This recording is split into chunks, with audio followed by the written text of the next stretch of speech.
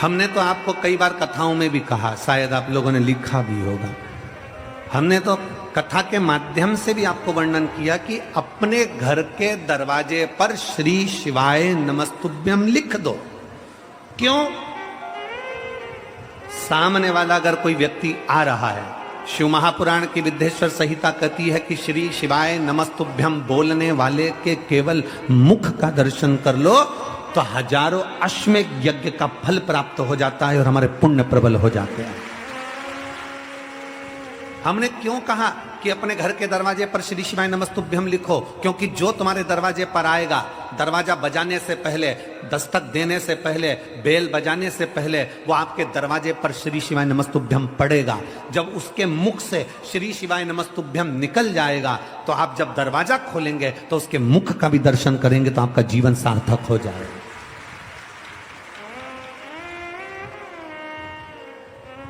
कोई स्टिकर आता हो, स्टिकर चिपका दो, स्टिकर नहीं मिले तो कोई कागज चिपका दो, कागज ना मिले तो अपने हाथ से लिखकर चिपका दो कि श्री शिवाय नमस्तुभ्यम। अगर हमारे दरवाजे पर कोई बुरी खबर भी आने वाली होगी, अगर हमारे दरवाजे पर कोई बेकार खबर लेकर भी आ रहा होगा, कोई बेकार बात लेकर भी आ रहा होगा और आकर हमारे दरवाजे पर श्री शिवाय नमस्तुभ्यम पढ़ लेगा, तो आप जब दरवाजा खोलकर उसके मुख का दर्शन करोगे तो वो बेकार खबर भी अच्छी होने का प्रयास करेगी।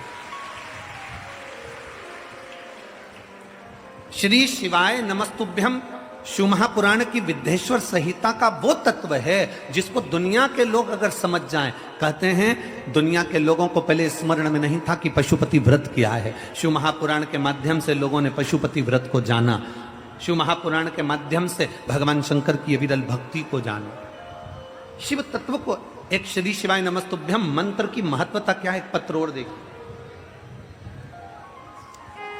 पत्र थोड़ा लंबा है, लगभग 4-5 पेज का है। हम इतना बड़ा मैं आपको समझाने का प्रयास करेंगे। मेरा नाम आशा है, मेरे पति का नाम अनंत लाल सोनी है। मोबाइल नंबर मेरा ये है। एलईडी पर आप लोग आस्था चैनल पर और जो बड़ी बड़ी एलईडियां लगी हैं इस पर इस पत्र को देख सकते हैं। मेरा नाम आशा है, मेरे पति का नाम अनंत लाल सोनी है। मेरा मोबाइल नंबर, ये 2 मोबाइल नंबर उन्होंने लिखे। फरीदाबाद में रहने वाली हूँ, SGM नगर, SGM नगर गली नंबर 4 फरीदाबाद में मैं रहती हूँ। कहीं बैठी हो तो हाथ हिला सकती हूँ। दिख गए? दिखे हैं तो आ जाइए, एक बेलपत्र ले जाइए। अगर दिख गए हैं आ जाइए, आप बेलपत्र ले जाइए। मेरा नाम आशा है, मेरे पति का नाम अनंत लाल सोनी है। मोबाइल नंबर ये है, फरीदाबाद में रहने वाली, SGM नगर गली नंबर 4। गुरुजी मेरा बेटा जो कि 18 वर्ष के लगभग का है, 6 सीढ़ी नीचे गिर गया। 6 सीढ़ी नीचे गिरते ही वो बेहोश हो गया। बेहोश होकर हम उसको अस्पताल लेकर गए। डॉक्टर जब हॉस्पिटल लेकर गए तो डॉक्टर बोला आपके बेटे में अब कुछ नहीं है। पत्र में आप लोग, टीवी पर पत्र चल रहा है, एलईडी पर पत्र चल रहा है, उसको पढ़िएगा कि उन्होंने पत्र में क्या लिखा। हम बेटा बेहोश हो गया, अस्पताल लेकर गए तो डॉक्टर बोला आपके बेटे में अब कुछ नहीं है, सांसें भी नहीं है। डॉक्टर ने जवाब दे दिया और मैं रो रही थी। मुझे मथुरा की, रोते हुए मथुरा की 2 औरतें, 2 लेडीज मिली। वो बोली बेटा तुम मंदिर जाओ और जल चढ़ाओ शिव को, श्री शिवाय नमस्तुभ्यम का जाप करो। मैं बोली आंटी जी मुझे श्री शिवाय नमस्तुभ्यम का जाप बोलना नहीं आता। फिर मैंने बोला मैं अपने देवर को लाती हूं और आप उन्हें बताओ। गुरुजी फिर हम घर आए और देवर से बुलाकर उसको श्री शिवाय नमस्तुभ्यम का वर्णन उन 2 औरतों ने बता दिया। कैसे जल चढ़ाना है वो बताया। मंदिर में जाना, लोटा भर के जल चढ़ाना, पानी लाकर इस बच्चे पर छींटना और श्री शिवाय नमस्तुभ्यम का जाप उसके कानों में करना। बॉडी हॉस्पिटल में पड़ी थी और मंदिर ढूंढते ढूंढते एक मंदिर मिला जिसमें ताला लगा हुआ था। मंदिर के पुजारी जी ने ताला नहीं खोला। पंडिताइन जी को बोला कि हमारा बहुत बड़ी समस्या है, आप दरवाजा खोलो। तब पंडिताइन ने दरवाजा खोला, पर पानी चढ़ाकर मैं लेकर आ रही थी तो पानी थोड़ा गिर गया। गिरते से ही पंडिताइन गुस्से में हो गई, उसने टंगल उठाकर, डोलची उठाकर बाहर फेंक दिया। मेरा पूरा पानी चले गया। मैं विनती करी कि मैं पोछा लगा देती हूँ। मंदिर का मैंने पोछा लगाया, फिर पानी चढ़ाया और लिया, और वही पानी लेकर मैं अपने बेटे के पास आ गई। गुरुदेव, बेटे के पास आते आते इतनी देर में बस हॉस्पिटल के दरवाजे पर पहुंची थी, इतनी देर में बेटे की श्वास नलिका में थोड़ी सी श्वास आई, और श्वास आने के बाद उसको वेंटिलेटर पर डाल दिया गया। जैसे ही वेंटिलेटर पर डाला, मैं अपने बेटे के शरीर पर पानी को लगा दी। पानी को लगाने के बाद मैंने अपने बेटे के कान में श्री शिवाय नमस्तुभ्यम 1 घंटे तक वेंटिलेटर के पास डॉक्टर के पांव पड़कर बोलती रही। और बाबा की मैं क्या गुणगान करूं गुरुदेव, मेरा 18 साल का बेटा आज बाबा की कृपा से ठीक हो गया और बाबा की कृपा से जीवित हो गया। मैं शिव तत्व को प्रणाम करती हूं। एक श्री शिवाय नमस्तुभ्यम, वो मंत्र जान लो, वो शब्द जान लो, वो अक्षर जान लो, वो आनंद जान लो, जो हमारे जीवन की सार्थकता को सिद्ध कर देगा। दीपावली पर अपने अपने घर की सफाई करो, दीपावली पर अपना दरवाजा साफ करो, दीपावली पर अपने दरवाजे को साफ करो, मना नहीं। पर दीपावली पर एक नियम बनाओ कि मैं अपने दरवाजे पर बंदरवाल लगाऊं ना लगाऊं, मैं अपने दरवाजे पर आम पत्ता लगाऊं ना लगाऊं, मैं अपने दरवाजे पर लाइट लगाऊं ना लगाऊं, पर अपने दरवाजे पर श्री शिवाय नमस्तुभ्यम जरूर लिखूंगी, जिससे मेरे जीवन की सार्थकता सिद्ध हो। आने वाला व्यक्ति क्या लेकर आ रहा है, आने वाला व्यक्ति कौन आ रहा है, आने वाला व्यक्ति किस भाव से आ रहा है, यह समझने के लिए वो क्या खबर ला रहा है, अच्छी है बुरी है, सामने वाला व्यक्ति क्या, उतनी देर उसके दरवाजे पर श्री शिवाय नमस्तुभ्यम पड़ेगा। जब आप दरवाजा खोलोगे तो उसके मुख का दर्शन करोगे, उसके चेहरे का दर्शन करोगे। अपना स्मरण, अपनी भक्ति, अपना विश्वास शिव के प्रति, भरोसे को बढ़ाओ, विश्वास को बढ़ा लो। और जब भरोसा और विश्वास दोनों बढ़ता है, जब भरोसा और विश्वास दोनों बढ़ता है तो शिव तत्व प्राप्त होता है।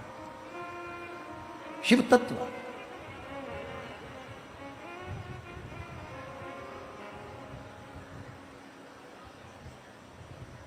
रावण पापी था,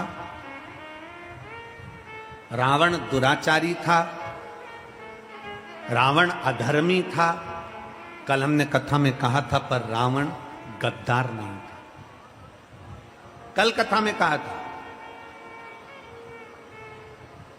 कई लोग हमसे कहते हैं गुरुजी, हमने सुना है कि मंगलवार को, बुधवार को ये नहीं करना चाहिए, कोई के सोमवार को ये नहीं करना चाहिए। शिव महापुराण की कथा कहती है 7 वार मेरे शंकर के हैं। नक्षत्र शिव ने बनाया, काल शिव ने बनाया, पंचांग शिव ने बनाया, समय शिव ने बनाया, घड़ी शिव ने बनाया। इसलिए उसको महाकाल कहते हैं, क्योंकि उसने काल बनाया, घड़ी बनाई, पल बनाया, नक्षत्र बनाया, सब कुछ उसने बनाया। रविवार उसका है, सोमवार उसका है, मंगलवार उसका है, बुधवार, गुरुवार, शुक्रवार, शनिवार, ये सब वार उसके हैं। शिव महापुराण की कथा कहती है, कोई कहता है कि हमें रविवार को ये नहीं करना, बुधवार को ये नहीं करना, सोमवार को ये नहीं करना, मंगलवार को ये नहीं करना। शिव महापुराण की कथा कहती है 7 वार तुम्हारी मर्जी पड़े वो करो, पर इतना याद रखो कि 7 दिन तुम्हारा मन पड़े वो करो, पर इतना याद रखो कि 7 दिन किसी के दिल को ठेस ना पहुंचे वो कभी ना करो। सब कुछ करो पर किसी का बुरा मत करो। तुम्हारा मन पड़े जो करो 7 दिन, पर किसी का बुरा मत करिए। क्यों? क्योंकि मान लो तुम 7 में एक दिन बाल नहीं कटाओगे तो क्या बहुत बड़े तपस्वी कहला जाओगे? मान लो एक दिन तुमने भोजन नहीं करा तो क्या तप साधना कहला जाएगी? नहीं। शिव महापुराण की कथा कहती है, कोई कहता है मैं प्याज नहीं खाता, कोई कहता है मैं लहसुन नहीं खाता, कोई कहता है मैं ये नहीं खाता, कोई कहता है मैं वो नहीं खाता। निवेदन है, तुम कुछ खा रहे हो ना खा रहे हो उससे मतलब नहीं। आप किसी का धन ना खाइए, आप किसी की प्रॉपर्टी ना खाइए, आप किसी का पैसा ना खाइए, आप किसी का वैभव ना खाइए। वो धन कैसे निकलता है, किस रूप में निकलता है, हम पहले भी कथा में कहे हैं। दो भाई थे, 2 भाई, सगे 2 भाई।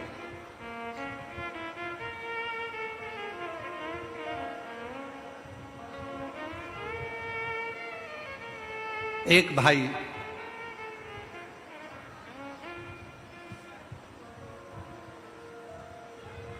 कुंवारा था, एक की शादी हो गई थी,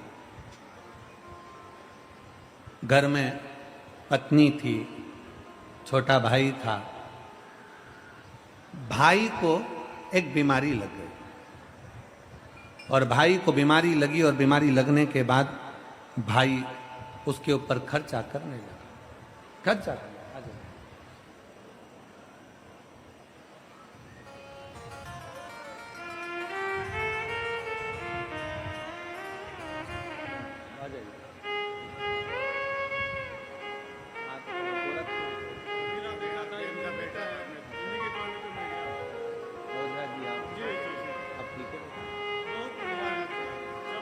आप ही हैं, ये ओझा जी हैं जिन्होंने इनसे कहा था कि अपने 16 साल का बेटा जिसका ब्रेन खोल दिया गया और कोमा में चले गया, उसके पास में 1 घंटे तक लगातार उसके कानों में श्री शिवाय नमस्तुभ्यम बोलते रहे और आज बेटा ठीक हो गया है।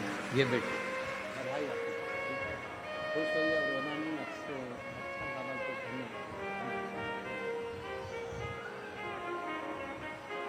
शिव तत्व है।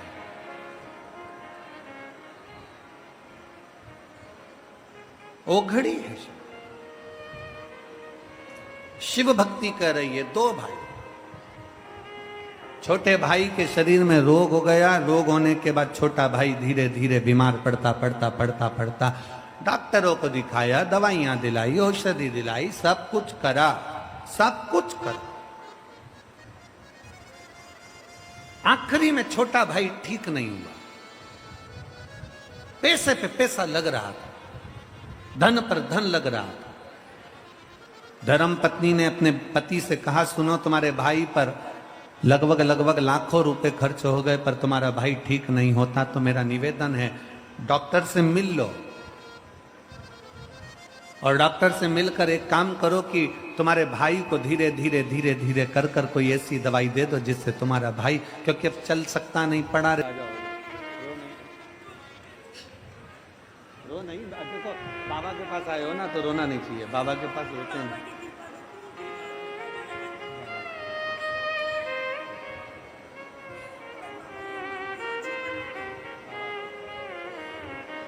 कह रही हैं, मैंने पत्र में लिखा, एक बार तो प्राण छूट चुके थे, दूसरी बार ठीक हो गया, कुछ दिन बाद वापिस कोमा में चले गया, फिर वापिस मंदिर जाना चालू करा, तीसरी बार फिर कोमा में चले गया और बाबा की कृपा से अब बेटा पूर्ण तरह से ठीक होकर बाबा के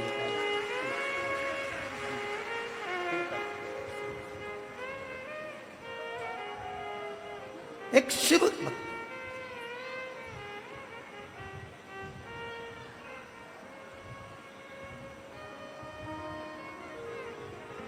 बड़े भाई की पत्नी ने कहा कि अब इनका शरीर, तुम्हारे छोटे भाई का शरीर साथ नहीं दे रहा, डॉक्टर से मिलो और कोई ऐसी दवाई ले लो जिससे स्लो पॉइजन जैसा दे देकर, अगर अपन पॉइजन देकर मारेंगे तो लोग कहेंगे कि बताओ भाई को मार दिया। कोई दवाई ऐसी दे दी जाए जो धीरे धीरे तुम्हारा छोटा भाई, अब शरीर में कब तक पैसा लगाओगे, वो शरीर काम का नहीं है। बड़े भाई ने कहा ठीक है, डॉक्टर से जाकर मिले, डॉक्टर ने एक दवाई दे दी, 2 बूंद ये दवाई देते रहना, किसी को मालूम ना पड़े, और वो मरीज गया। डॉक्टर कभी ऐसी दवाई नहीं देता कि किसी के प्राण छूटे। ये बड़ा भाई डॉक्टर के पास नहीं गया था, ये बड़ा भाई किसी हाकिम के पास पहुंच गया, किसी अन्य के पास पहुंच गया और थोड़ा धन देकर उसी को डॉक्टर बनाकर उसी से धन देकर दवाई लेकर आ गया। डॉक्टर कभी बुरा नहीं करता। हमने पहले भी कहा कि डॉक्टर शिव का एक रूप होता है। ये दवाई लाया, दवाई लाकर अपनी पत्नी को दी, पत्नी 2 बूंद डालती जाए, देती जाए, धीरे धीरे भाई मर गया। प्रॉपर्टी पूरी हो गई, अपनी जमीन जायदाद अपनी हो गई, समय बीत गया। बड़े भाई के घर में औलाद नहीं थी, जैसे ही छोटा भाई मरा, उसके 1 साल बाद छोटे भाई मरने के बाद में भाई को मालूम पड़ा कि असाध्य रोग हो गया है, जो रोग समाप्त नहीं हो रहा। बाप अपने उस बेटे के पास में बैठा था, बहू रो रही थी, मां रो रही थी, और बेटे के पास रोता रोता रोता रोता आंख से आंसू ढाल रहा, आंख से आंसू निकल रहे। भगवान तूने क्या कर दिया, मेरे बेटे को कौन सा रोग दे दिया, मेरे बेटे को कितनी बड़ी तकलीफ दे दी, भगवान तूने क्या कर दिया। अंतिम क्षण था, रो रहा था, तड़प रहा था। पूरा घर बिक गया, जमीन बिक गई, जायदाद बिक गई, बेटे को सही कराने में सारी जमीन जायदाद बिक गई, पूरा धन चले गया। तब बाप रोते रोते बोला, बेटा न अब तो कुछ भी नहीं बचा, तेरी माँ के जेवर तक चले गए, सब कुछ चले गया, अब तेरी पत्नी के तन के जेवर भी चले गए, पर तू ठीक नहीं हो पा रहा बेटा, तुझे क्या हो गया, कौन क्या कर गया, समझ में नहीं आता। तब आखिरी में शिथिल सा बेटा पलंग से उठकर बोला, भैया मैंने अपने हिस्से की प्रॉपर्टी पूरी अपने ऊपर खर्च करवा ली।